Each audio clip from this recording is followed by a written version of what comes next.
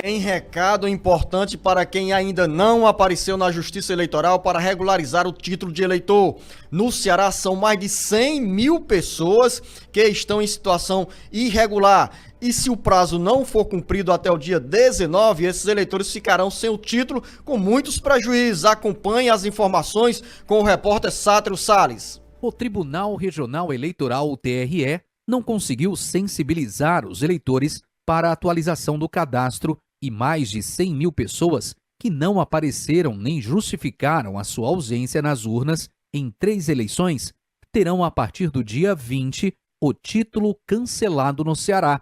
A indiferença com o chamado da Justiça Eleitoral não é apenas no Ceará.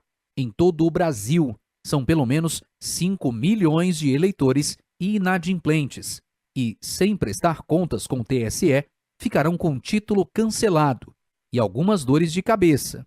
O prazo para os eleitores regularizarem o seu título fica encerrado na próxima segunda-feira, dia 19 de maio. De acordo com o Tribunal Superior Eleitoral, TSE, cerca de 5 milhões de pessoas ainda têm pendências com a Justiça Eleitoral e podem ter o documento cancelado após o fim deste prazo. Uma mensagem do TSE chegou a milhares de pessoas, mas poucas se interessaram para a informação ou concluíram a regularização do título. A mensagem é um recado direto. Não seja um eleitor faltoso. Evite o cancelamento do seu título. Ele é sua identidade cidadã, destacou o comunicado do Tribunal Superior Eleitoral. Sem uma situação regular, o eleitor ou eleitora enfrenta dores de cabeça que vão além de impedimentos de votar.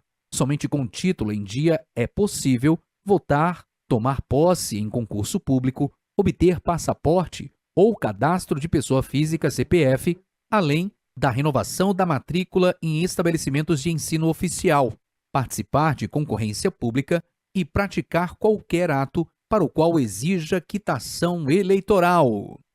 Com redação do site Ceará Agora, Sátiro Salles. Recado bem dado do Sátiro Salles, jornalista Beto Almeida. Nós temos a cultura de deixar sempre para a última hora a solução de determinadas situações. E nesse caso específico, mesmo com o apelo da Justiça Eleitoral, os eleitores, não apenas no Ceará, mas em todo o Brasil, não se sensibilizaram para correr e regularizar o título. Ou seja, para quem deixou de votar nas últimas 3 eleições, está inadimplente com a Justiça Eleitoral, e o cancelamento do título traz alguns contratempos, alguns dissabores.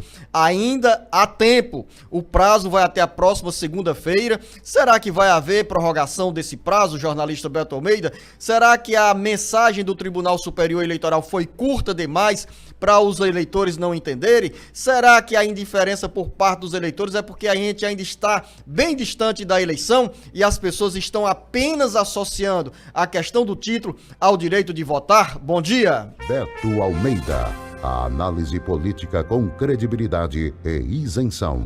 Bom dia, Luzenor. Bom dia aos ouvintes. Luzenor, pode ser essas justificativas que você até colocou aí, que o eleitor ponha na cabeça de que tem tempo suficiente, de que na realidade a eleição está um pouco distante e pode deixar aí as coisas para a última hora, criando problema para o próprio eleitor. Claro, o voto continua obrigatório. Quando a gente fala o voto obrigatório, pelo menos é a necessidade de você estar quite com a Justiça Eleitoral. Não necessariamente que você precisa ir na urna e ser obrigado a chegar na urna votar. Você pode ir lá e anular seu voto, votar em branco, do jeito que você quiser. Mas é necessária a presença do eleitor, porque isso traz consequências, como já foi dito aí, e não vale nem a pena repetir aqui. É uma questão, dizendo aí, de você tomar pé da situação e como isso vai, na realidade, acarretar problemas futuros para cada um. Então, é uma questão muito de análise de responsabilidade.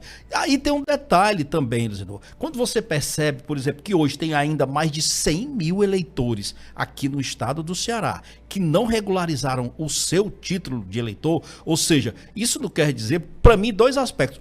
Alguma coisa falhou nas campanhas da Justiça Eleitoral, infelizmente. E o segundo aspecto é que o eleitor eleitor está realmente negligenciando. E eu nem entro nessa questão se ele realmente, aquele papo de que é uma questão de cidadania. Não, é para além disso, é o efeito prático. Você já imaginou, você, por exemplo, de repente você está aprovado num concurso público e você pode vir a ter problema se você não tiver aquela declaração de que você está quite com a Justiça Eleitoral? Já pensou você precisar, de repente, fazer uma viagem de última hora e você não ter como, por exemplo, sequer poder tirar um passaporte porque você está sem aquele documento da Justiça Eleitoral? Então, são situações que eu fico perguntando o seguinte: qual é a preocupação que essas pessoas têm com a sua vida, com o seu sucesso, eu diria até profissional? Não estou falando nem pelo lado pessoal, é pelo lado profissional mesmo, Zenon. É isso que afeta o dia a dia de quem hoje deixa de cumprir com isso. E o pior, viu, Zenon?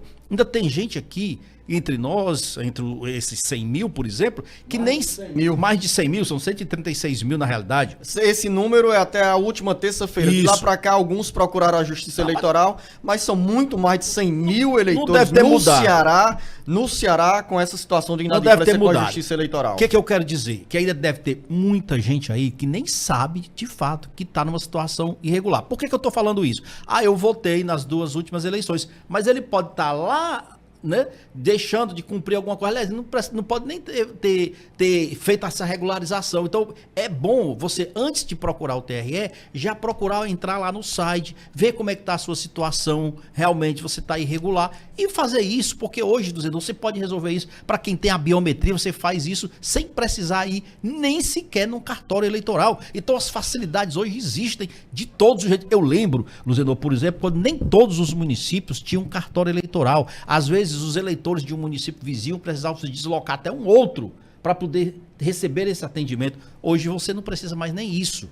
Então, a facilidade existe demais para que todo mundo esteja regular. Eu mudo de assunto agora, mas trago o Sátiro Salles para falar sobre um tema que apareceu nesta semana em meio ao escândalo do INSS. Os números de uma pesquisa do Instituto Quest mostram que o governo federal perdeu a briga na área da comunicação sobre o escândalo no INSS, marcado pelo desvio de 6 bilhões e 300 milhões de reais de aposentados e pensionistas. Sátiro Salles volta aqui conosco. Os erros e a lentidão do governo federal para adotar medidas que pudessem evitar o escândalo do desvio do dinheiro de aposentados e pensionistas estão custando caro ao Palácio do Planalto. Uma pesquisa do Instituto Quest, divulgada nesta segunda-feira, revela que a repercussão sobre a fraude em grupos de mensagens no WhatsApp, Discord e Telegram superou o número de menções em outros episódios deste ano com amplitude nacional, como a crise do Pix, a internação do presidente Jair Bolsonaro e, por exemplo, a discussão sobre o projeto de anistia para os envolvidos no 8 de janeiro.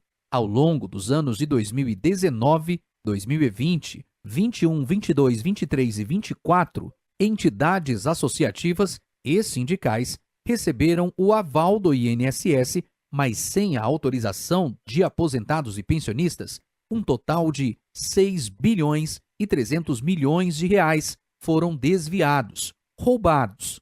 O dinheiro foi retirado de forma indevida dos beneficiários previdenciários, provocou desgaste à imagem do governo federal e derrubou o então presidente do INSS, Alessandro Stefanuto, e o então ministro da Previdência Social, Carlos Lupe. O Instituto Quest mapeou entre os dias 21 de abril e 7 de maio 3 milhões e 600 mil mensagens que citavam diretamente o escândalo do desvio de dinheiro. Segundo o estudo, 50% das mensagens capturadas sobre o escândalo do INSS nos grupos de mensagens apresentavam críticas e são acompanhadas de notícias, em sua maioria, 47%. A defesa do governo do presidente Luiz Inácio Lula da Silva, do PT, aparece em apenas 3% do conteúdo coletado.